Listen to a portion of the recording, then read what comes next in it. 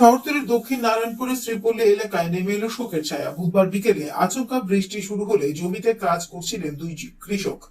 বৃষ্টির হাত থেকে রক্ষা পেতে তারা জমির পাশের একটি অস্থায়ী ছাউনির নিচে আশ্রয় নেন।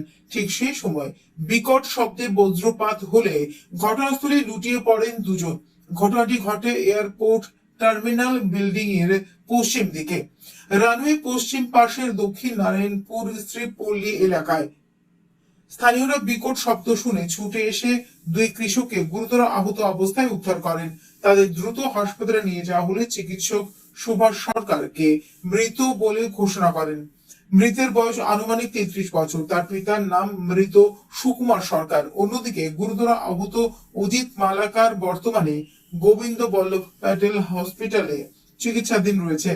স্থানীয়দের অভিযোগ, খোলা জমিতে কাজ করা কৃষকদের জন্য পর্যাপ্ত নিরাপত্তা ব্যবস্থা না থাকায় প্রায়শই এমন দুর্ঘটনার আশঙ্কা তৈরি হয়। হঠাৎ করে একটা বৃষ্টি হইলো, বৃষ্টির পরে ওই ঠাড়া হইলো, একটা ঠাড়ার পরে কাজের রিটার্ন আইতে আসলো, হাতে করে হঠাৎ করে একটা ঠাড়া পড়া এই অবস্থা হয়েছে। বসে পরে সব তো আয়া আমরা একজন খবর খুঁজে আইয়া আমরা গেছি করে গিয়ে দিই একজন উঠতে আইসে আমরা আইসে পরে গিয়ে কইছে কই আর আগুন গরম করে আই না, দুইটা গাড়ি আইসি আমরা দুজন ভর্তি করেছি আর মেয়ে ভর্তি করেছি।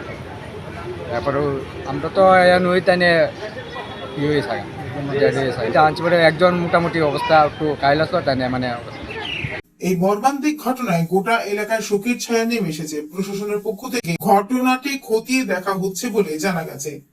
Bureau report, news update Tripura.